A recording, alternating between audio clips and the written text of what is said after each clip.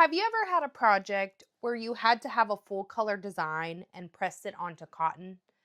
And then you went to wash it, and the very first time you washed it, all your ink came off? Well, I have a solution for you.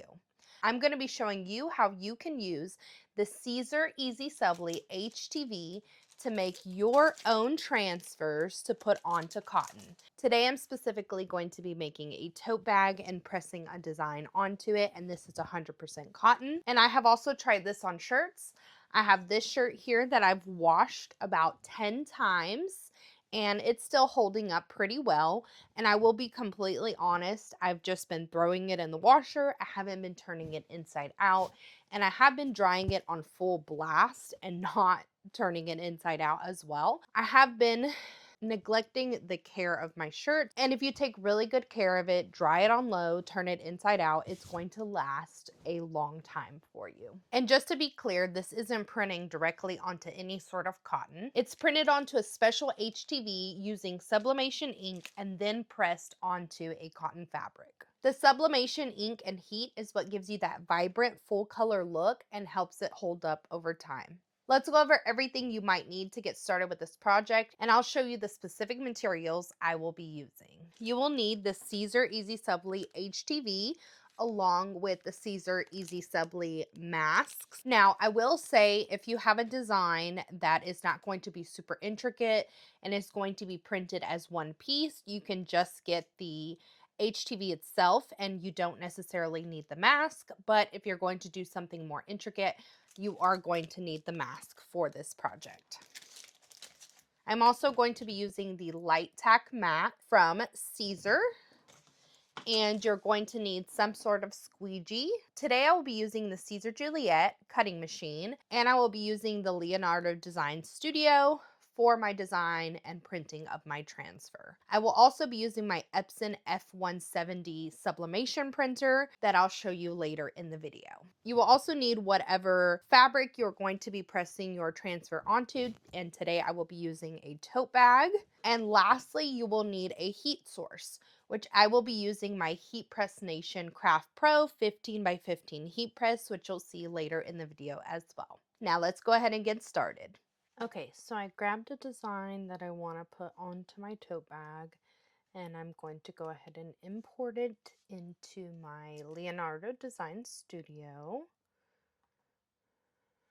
And I'm going to go ahead and select print and cut. And see how this looks. Turns out pretty well when I let the software do its thing. So I just want the outline, so I don't want to include the holes. So I'm going to do next. That looks good to me. And we are going to make this a bit bigger. And I think my print and cut is on. Yeah, print and cut job is on, and it's going to be a letter size paper that I'm going to print onto. The EasySubli is letter size, so it'll be 8.5 by 11. And I want to go ahead and do page marks. If you turn that off, it goes around your actual design, but I want the actual page, and I'm going to see how big I can possibly get this design. If I can make it bigger, I like to make it as big as possible. So I'm going to need to print it, and then we're going to cut it with the Siser Juliet. So I'm going to go ahead and send it to my Epson. Let's go here, send, and we are not doing it on this. We're going to do my F100 series, and that is going to be US letter. Okay, so we're going to need to recenter that there. And so US letter 8.5 by 11. And for this, you do not need to mirror, because we're going to use our mask to lift this and put it onto our shirt. So we do not need to mirror it, unlike typical sublimation. This one you do not need to mirror. I'm going to be doing cutting mat. Send to printer. I'm going to do my F100. do fine, and this is going to be textile and no mirror image. Okay. And let's go load our paper, and then we'll go ahead and hit print. Okay, and for your EasySubli here, have like a orange peel kind of feel side, and you have a very glossy side. Now, the side you're going to print on is going to be that orange peel side. The other side is a transfer that we're going to have to remove after we've printed and cut our design. But the orange peel side, I'm going to put face down into my printer so I can print onto that side. Okay. And then let's go ahead and hit print.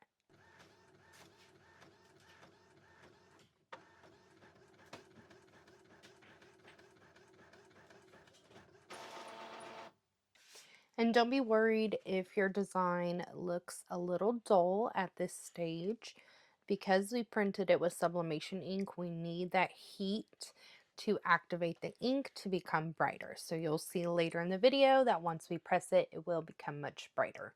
So we're going to go ahead and get our heat press ready and our Juliet ready. Okay, I'm going to go ahead and get my heat press set to 315 degrees. So I'm going to go ahead and you do need to load your transfer paper into this bottom left corner here. So at the very bottom of your cutting mat, this is where you're going to load your design. Okay. And then you want to make sure that you press your lever down in the back to raise your rollers so you can easily slide your mat into the machine. Then you're going to align your mat with your arrows here, ensuring that it's as straight as possible, and then also just making sure that the bottom of your mat is also as straight as possible. Okay, and then raise your lever back up so that way it locks it into place. Okay, your blade has to go in the little square. And I'm gonna go ahead and send to cutter.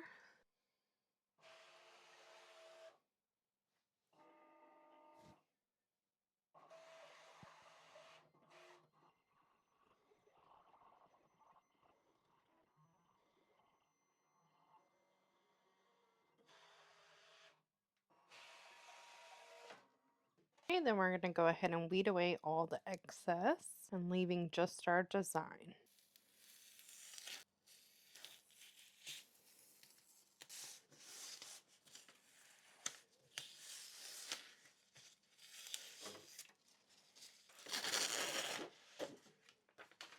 There is our design, and that cuts so beautifully. It's going to be much more vibrant once we press it. So let's go ahead and apply our transfer, which I went ahead and grabbed my EasySubli mask. So I'm going to go ahead and peel this, apply it here, and we're going to lift our design off of this transfer sheet here.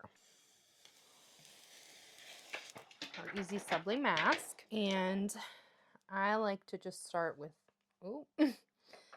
start with one section and ensure I get everything and no bubbles. I'm going to go grab my squeegee. Then I'm just going to use the soft side of my squeegee to get the mask to lift this from the other mask that's on the bottom of the design. Sometimes it works well too if you rub the back. So we're going to gently remove the back part to remove that HTV, that heat transfer vinyl finish that's going to adhere to your cotton or your fabric. Oop, see, that one didn't apply enough pressure on that section. So just go back over. That's why you peel it slowly. Perfect.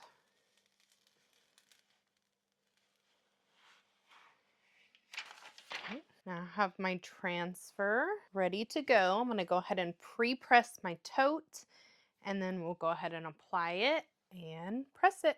Okay, and my heat press is nice and hot, so I'm going to go ahead and load my tote on there with my pressing pillow. I like to use a pressing pillow to have even consistency and pressure with my designs. I'm going to go ahead and give that a good little lint roll and pre-press this for 15 seconds at 315 degrees Fahrenheit. And I got my heat glove, I forgot to mention. Make sure you have a heat glove.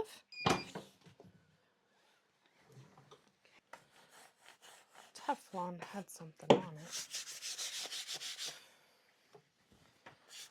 Try the other side. Alright, once it's pre-pressed, go ahead and put our design onto here, and I do have a tape measure nearby. You can also fold your tote in half to mark your middle point of your tote bag to make it easier. But what is happening? My press.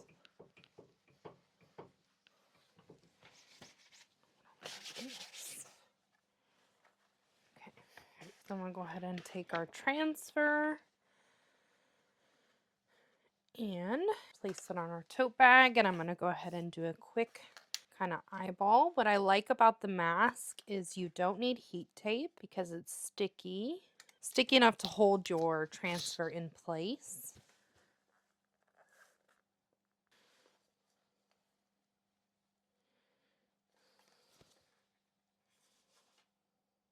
And I'm going to put my Teflon on top and go ahead and press that for 15 seconds at 315 degrees Fahrenheit. And then you're supposed to peel this warm.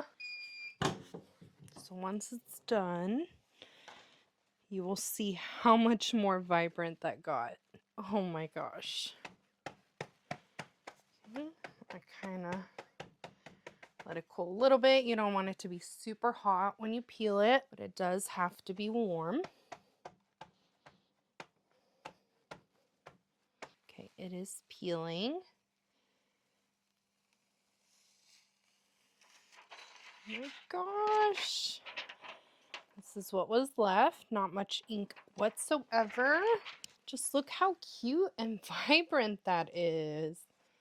I'm gonna love taking this everywhere. That is so vibrant and pretty. I'm also gonna give it one more press just to seal in the deal.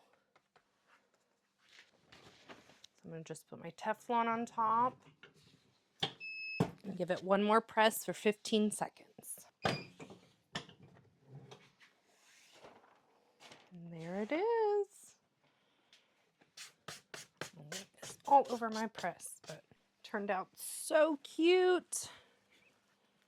And this is sublimation, so it's going to have a longer lasting effect, especially with things that you don't wash as often. It's going to last a lot longer. But if you do wash something, just make sure you turn it inside out and try to air dry it. If not, throw it in the dryer on low heat and try to give it that long lasting effect as much as possible. But it is so vibrant. That's why I love the sublimation effect, because it just comes out super, super vibrant. I love how versatile the EasySubli is. You can put it on shirts, tote bags, hats, and so much more. If you want to give this a try yourself, I'll have everything linked in the description below. And if you're new to print and cut or just getting into it and you have the ability for sublimation, this is definitely something you don't want to miss. Give it a try yourself and let me know how it goes in the comments. If you found this video helpful, please be sure to like it and make sure you're subscribed so you don't miss any future videos. I'll be testing a lot more with the Siser Juliet. Let me know if you need any help with anything specific or want to see other videos in the comments below as well. Thank you all so much for watching. I can't wait to see you next time. Until then, happy crafting.